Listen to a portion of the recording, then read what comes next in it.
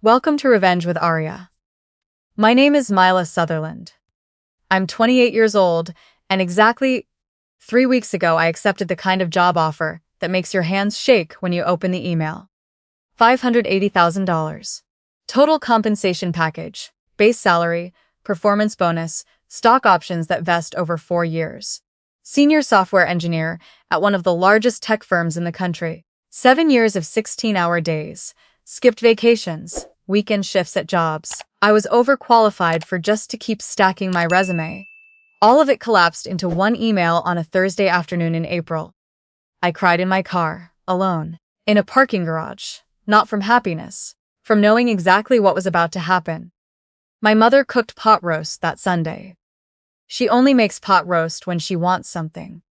My brother showed up.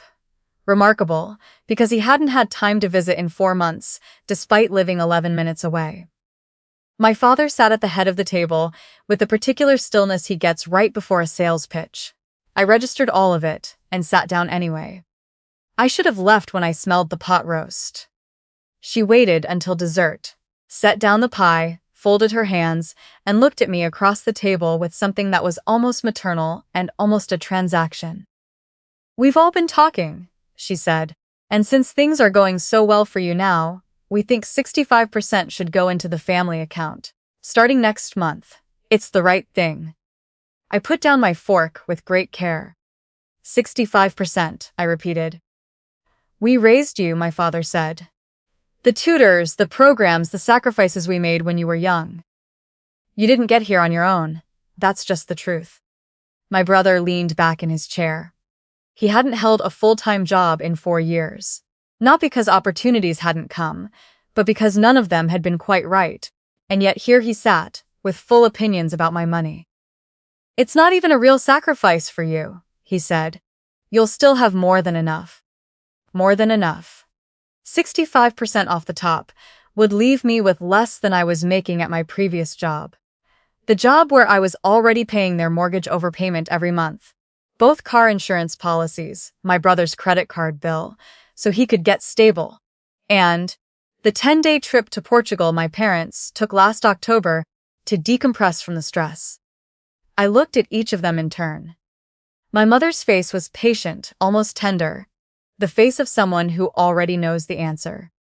My father nodded slowly as though the conclusion had been reached, and we were simply completing the paperwork. My brother was looking at his phone. "And if I don't agree," I said.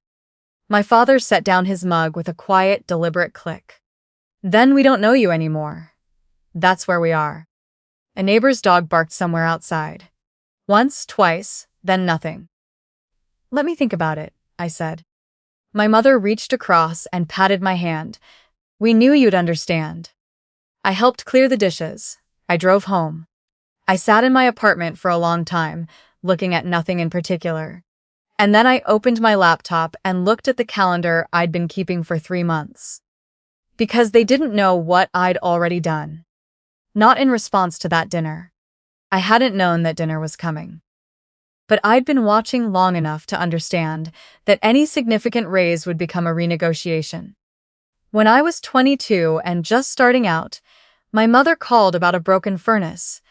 And I said of course, because it was one thing, one emergency. By 24, I was covering their car insurance and half the mortgage in my brother's visa bill. Because he just needed a few months to get back on his feet. By 26, I understood that back on his feet was not the actual destination. By 27, I had run the full numbers. Everything I'd paid in 4 years versus everything I'd saved for myself, and sat very still for a very long time. I never said anything then. Saying something felt like betrayal. I was supposed to be grateful. They used the word sacrifice the way other families use the word love. And I had believed in it so completely that I'd forgotten to notice whose sacrifice it actually was. So 3 months before that Sunday dinner, I'd started quietly. A new bank account at an institution they'd never heard of, connected to nothing in my name that they could reach. I began winding down the automatic payments, one by one, with 30-day notices, not overnight. Because that would be cruel and also impractical. The mortgage overpayment I'd been making on their behalf each month. I reduced it to base, then set a calendar reminder for 30 days. Their bundled car insurance in my name. I called the company, confirmed the cancellation window, marked the date. My brother's card, which I'd added as an emergency measure 2 years ago and quietly been paying as his emergency, became indefinite. I removed it from autopay. I wasn't blowing anything up. I was folding it carefully, like packing a room you're leaving without telling anyone.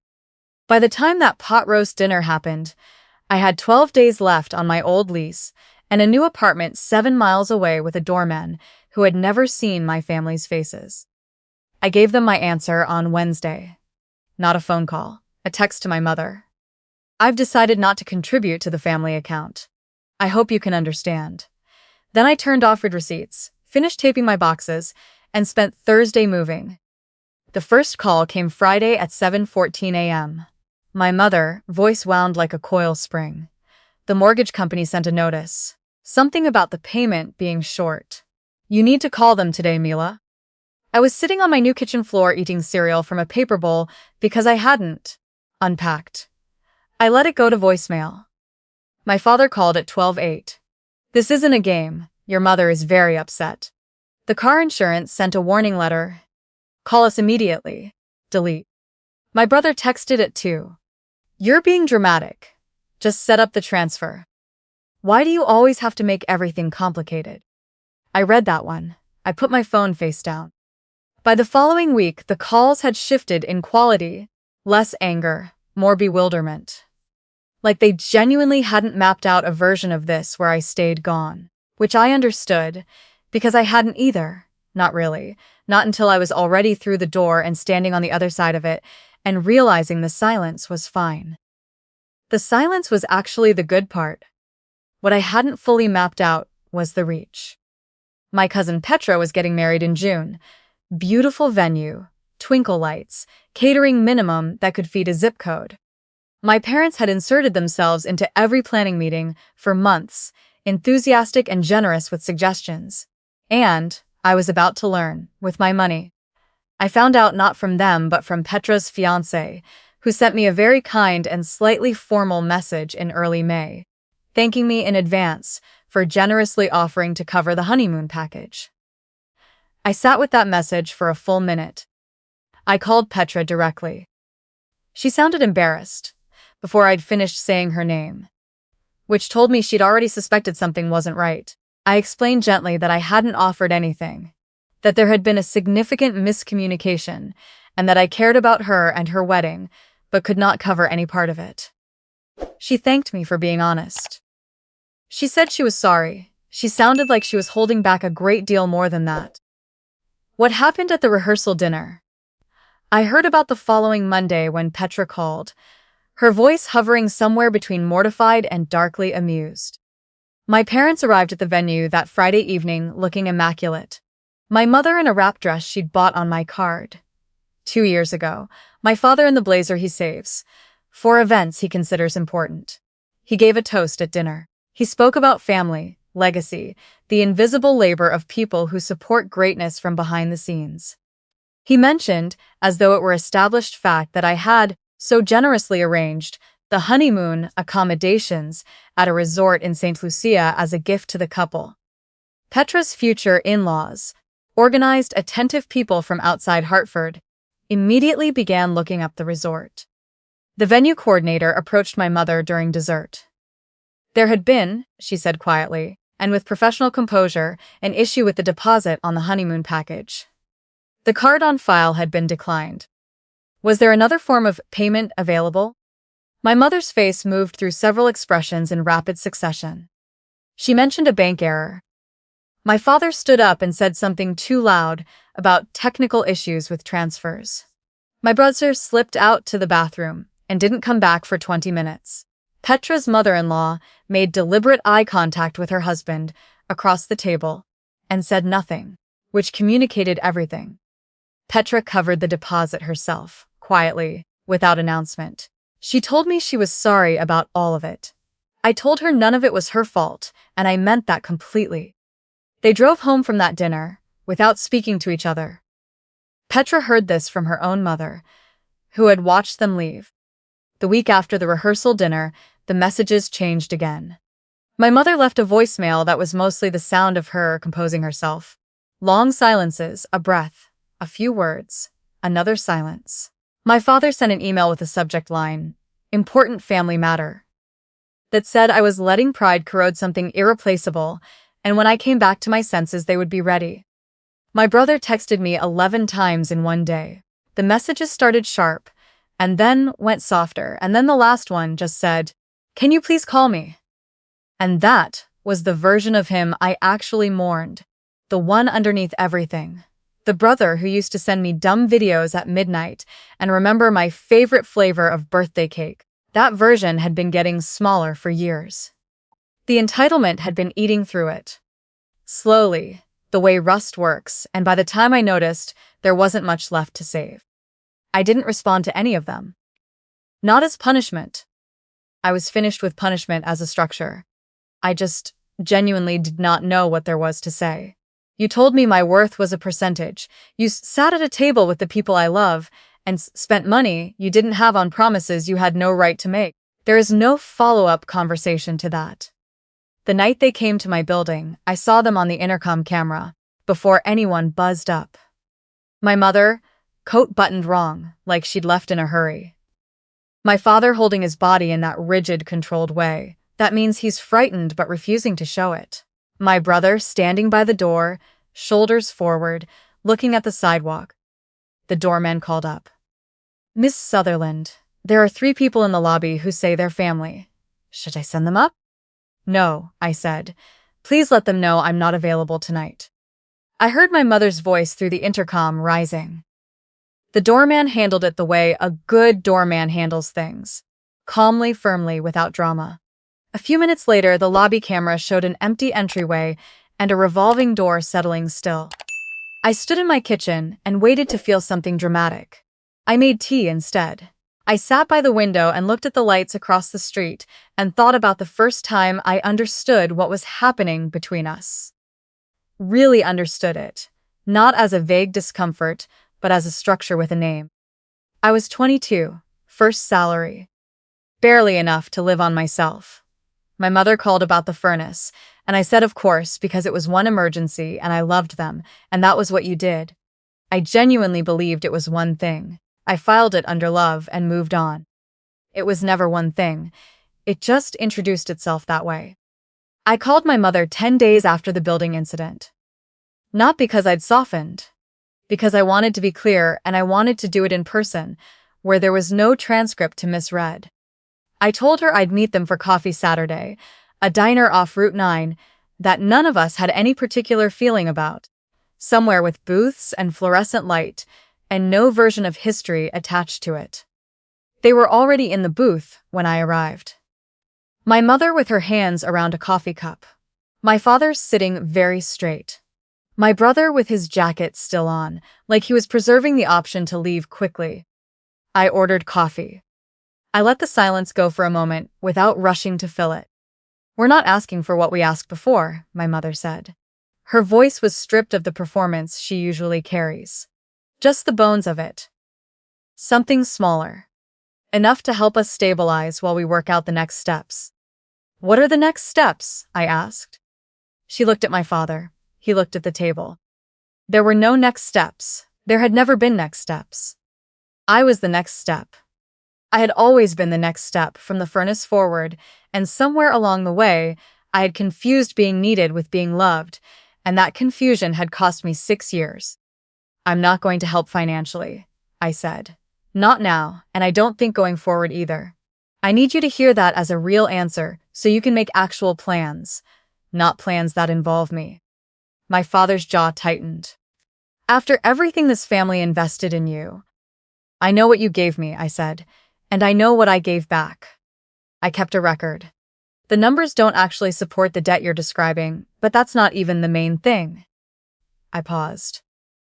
"The main thing is that you sat at a table with people I love and announced that I'd paid for a vacation I knew nothing about. That's not a miscommunication. That's who we've become." My brother opened his mouth, closed it. My mother's eyes filled. She looked away out the window at the parking lot, at the gray ordinary Saturday morning beyond the glass. "I love you," I said, and I meant it. Which was the hardest part, and also the part that made everything else make sense. But I can't build a life and carry yours at the same time. I've been trying to do both since I was 22, and I wasn't actually doing either one well. A cook said something behind the pass-through window, and someone else laughed about it, and the sound had nothing to do with us. I left cash on the table for the coffee. I put on my jacket. "I hope you figure it out," I said. "I genuinely do." I walked out into that gray Saturday morning and stood in the parking lot for a moment, just breathing. My car was 2 rows back. The radio came on when I started the engine, something I didn't recognize up-tempo. Not quite right for the moment, which made it exactly right for the moment.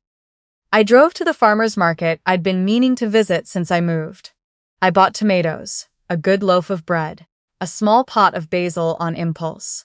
The woman at the herb stand said, "Basil needs south-facing light and more water than you'd think, and to pinch the flowers off, or it turns bitter." I stood there listening to her with complete attention, the way you listen when no one is about to ask you for something.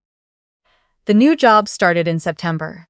I wore the blazer I'd bought myself, the navy one I'd walked past in shop windows, for 3 years and always put back. I took the elevator to the 14th floor and sat at my desk and looked out at the city below and thought, every hour of this, every sleepless deadline, every job I took to build toward this. Every Saturday I worked while my friends were at the lake. Mine, all of it. No invoice coming. My mother still texts sometimes. Nothing that asks for anything. A photo of a flower from the backyard, a note that she's thinking of me. I respond with small things. Not warmth exactly, not coldness either. Some middle distance I don't have a name for yet. Maybe someday the shape of it will become clearer. I'm not closing that door. I'm just not walking through it until I can do it without bleeding. My brother got a job at a logistics company about 2 months after that diner. Full-time, benefits, actual structure. Petra told me. I hope it sticks, I mean that without irony. My father hasn't contacted me. That one I'm still learning how to carry. But here is what I know. I used to think the cost of leaving was too high. I'd run the calculations over and over.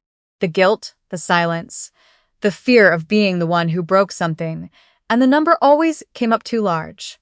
What I hadn't factored in was what it was costing me to stay. Not just the money, though that was real. The version of myself I was becoming. The way I'd started flinching before every family dinner. The way I'd stopped telling anyone my good news, because good news was inventory to them. And I was so tired of being picked clean before I could even feel happy. I have a basil plant on my south-facing windowsill. It is, against all reasonable expectation, thriving. I work a job I earned. I sleep 8 hours most nights, which sounds like a small thing and is in fact enormous. They asked for 65%. I gave them 0. And 0 was the first number that ever actually belonged to me.